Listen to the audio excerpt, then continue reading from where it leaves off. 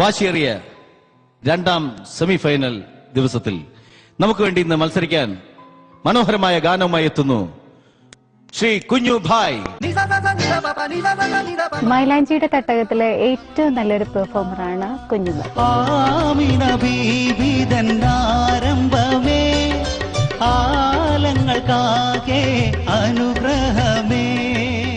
കുഞ്ഞുഭായ് ഒരുപാട് പാട്ടുകൾ പരിചയമുണ്ട്. മാപ്പിളപ്പാട്ടിൽ ഒരുപാട് മാപ്പിളപ്പാട്ട് പ്രശസ്തരായിട്ടുള്ള ഗായകരുടെ കൂടെ പോയിട്ട് പരിചയമുണ്ട്. അതുകൊണ്ടുള്ള ഒരു പ്രത്യേകത, എല്ലാ പാട്ടുകളും ഫ്രീ ആയിട്ട് ബൈഹാർട്ടായിട്ടൊക്കെ പാടാൻ പറ്റും കുഞ്ഞുഭായ്.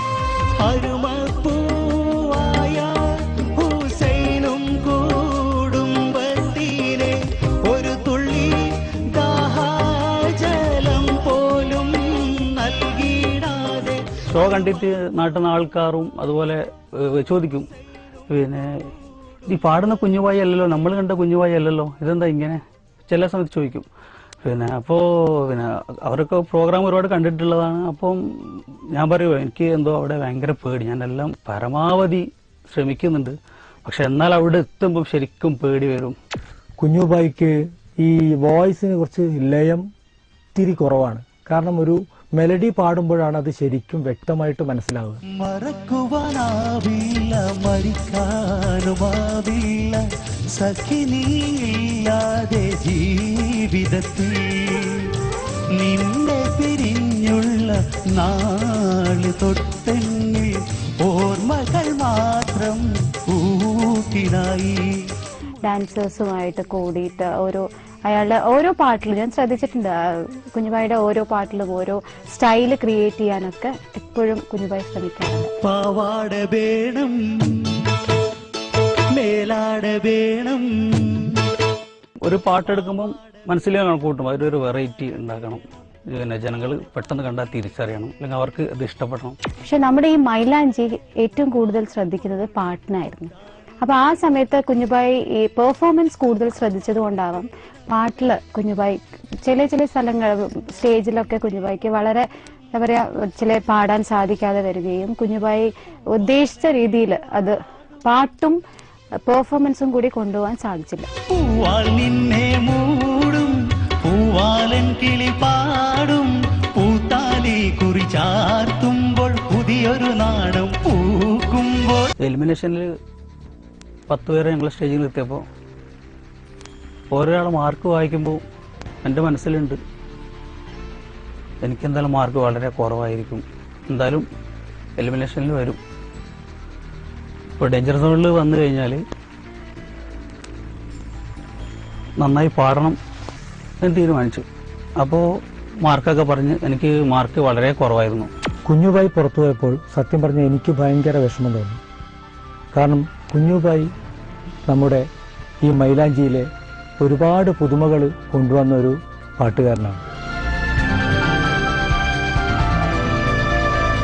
പക്ഷെ എന്നാൽ ആ ടെൻഷൻ മനസ്സിൽ നിന്ന് ശരിക്കും പറഞ്ഞാൽ ഇപ്പോഴും പോയിട്ടില്ല. ആ ഒരു സിറ്റുവേഷൻ മനസ്സിൽ നിന്ന് എപ്പോഴും ഒരു ചിത്രമായിട്ട് ഇങ്ങനെ കാണുന്നത്.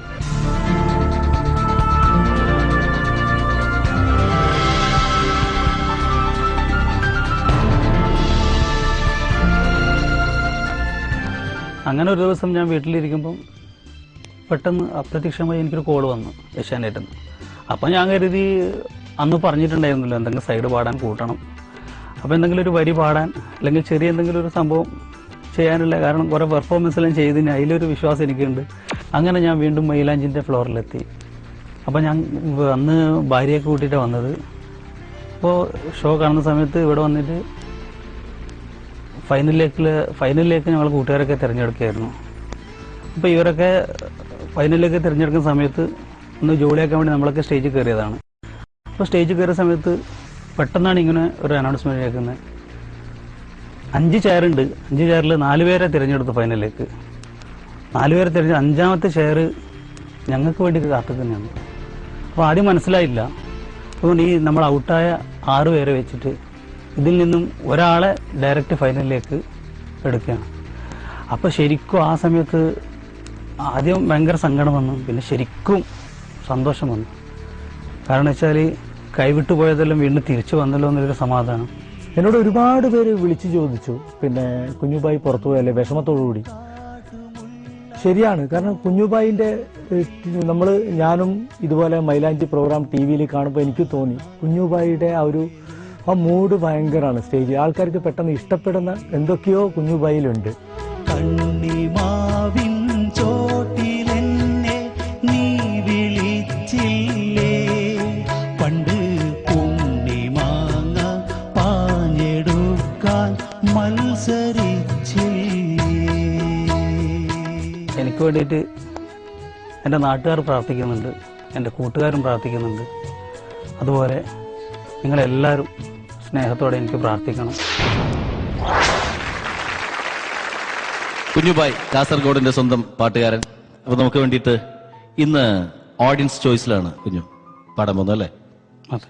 ഓഡിയൻസ് കുഞ്ഞുബായ് മൈലാഞ്ചി @gmail.com എന്ന് പറയുന്ന മെയിൽ ഐഡിയിലേക്ക് ഒത്തിരി എന്താ പറയാ സജഷൻസ് ചെയ്തിട്ടുണ്ട്. കുഞ്ഞുബായ് ഇന്ന പാട്ട് പാടണം, കുറെ ആഗ്രഹങ്ങൾ കുഞ്ഞുബായെ കൊണ്ട് പാടിക്കാൻ പറ്റുന്ന അവര് കുഞ്ഞുബായിൽ നിന്ന് പ്രതീക്ഷിക്കുന്നത്. അതിൽ നിന്നും തിരഞ്ഞെടുത്ത 4 ഗാനങ്ങൾ അതിനകത്ത് കുപ്പിയിലാക്കിയിട്ടുണ്ട്. 4 ഗാനങ്ങൾ കുഞ്ഞുബായി തിരഞ്ഞെടുക്കുക ഏതാന്ന് വെച്ചാൽ.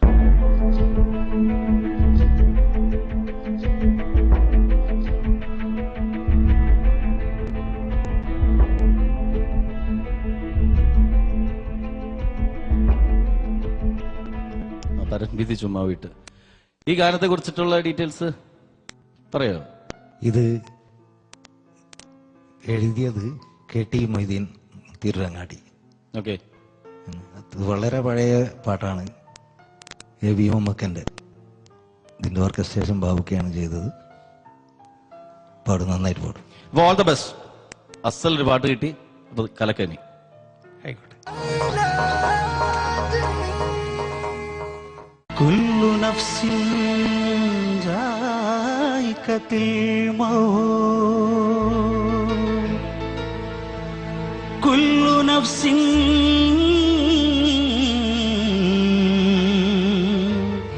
ജായികത്തുൽ മൗത്.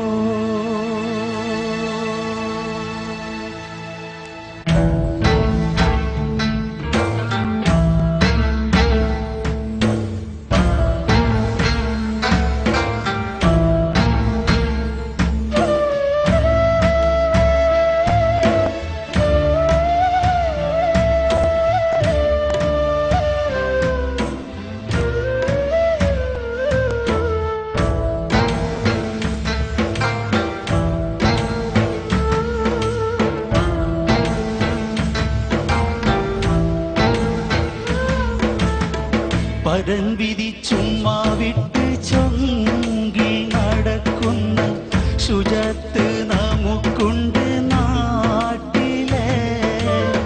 കഥയെന്തെന്നറിവുണ്ടോ നാളെ കിടക്കുന്ന ഖബറെന്ന ഭയങ്കര വീട്ടിലെ. ഖബറെന്ന ഭയങ്കര വീട്ടിലെ പരൻ വിധിച്ചുമ്മാ വിട്ട് ചൊങ്കിൽ നടക്കുന്ന ശുചത്ത് നമുക്കുണ്ട് നാട്ടിലെ.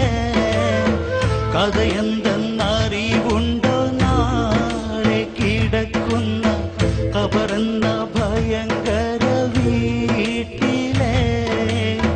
ഖബറെന്ന ഭയങ്കര വീട്ടിലെ.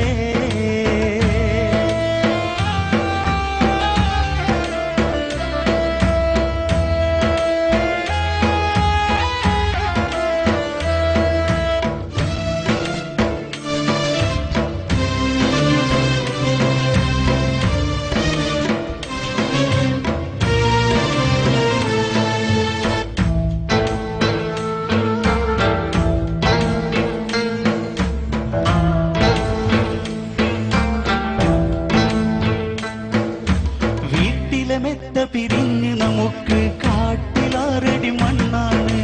ചേലിൽ ചെന്ന് കിടക്കണ നമ്മുടെ മേലെ വരുന്നതും കല്ലാണ്.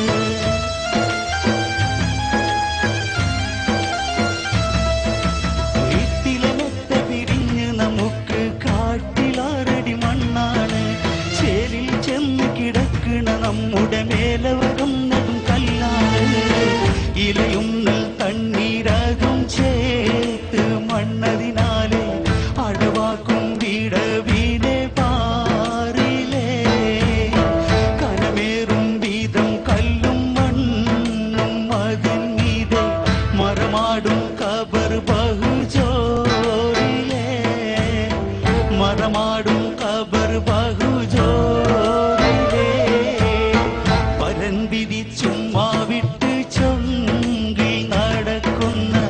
ശുചിത്വ നമുക്കുണ്ട് നാട്ടിലെ കഥയെന്തെന്നറിവുണ്ടോ നാളെ കിടക്കുന്ന കബറെന്ന ഭയങ്കര വീട്ടിലെ കബറെന്ന ഭയങ്കര വീട്ടിലെ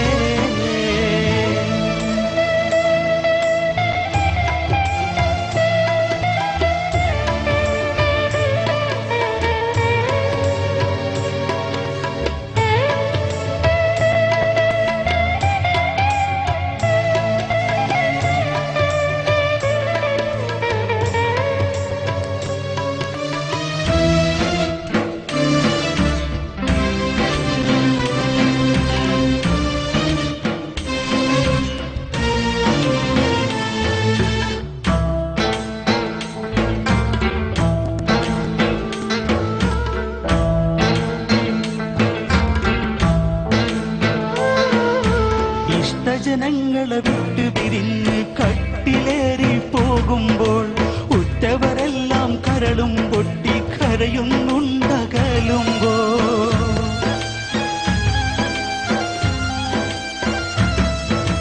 ഇഷ്ടജനങ്ങളെ വിട്ടു പിരിഞ്ഞ് കട്ടിലേറി പോകുമ്പോൾ ഉറ്റവരെല്ലാം കരളും പൊട്ടി കരയുന്നുണ്ടകലുമ്പോൾ അകലുമ്പോൾ ഗൃഹത്തിലെ പെണ്ണ് പറയുന്നു ഉലകത്തിൽ തണി എന്നിലാരെന്ന് അകലുമ്പോൾ ഗൃഹത്തിലെ പെണ്ണ് പറയുന്നു ഉലകത്തിൽ തണി എന്നിലാരെന്ന് ഉലകത്തിൽ തണി എന്നിലാരെന്ന് പരൻ വിധിച്ചും മാവിട്ട് ചൊങ്കിൽ നടക്കുന്ന ശുചിത്വ നമുക്കുണ്ട് നാട്ടിലെ കഥയെന്തെന്നറിവുണ്ടോ നാളെ കിടക്കുന്ന കബറെന്ന ഭയങ്കര വീട്ടിലെ കബറെന്ന ഭയങ്കര വീട്ടിലെ പരൻ വിധിച്ചും മാവിട്ട് ചൊങ്കിൽ നടക്കുന്ന ശുചിത്വ നമുക്കുണ്ട് നാട്ടിലെ കഥയെന്തെന്നറിവുണ്ടോ നാളെ കിടക്കുന്ന കബറെന്ന ഭയങ്കര വീട്ടിലെ കബറെന്ന ഭയങ്കര വീട്ടിലെ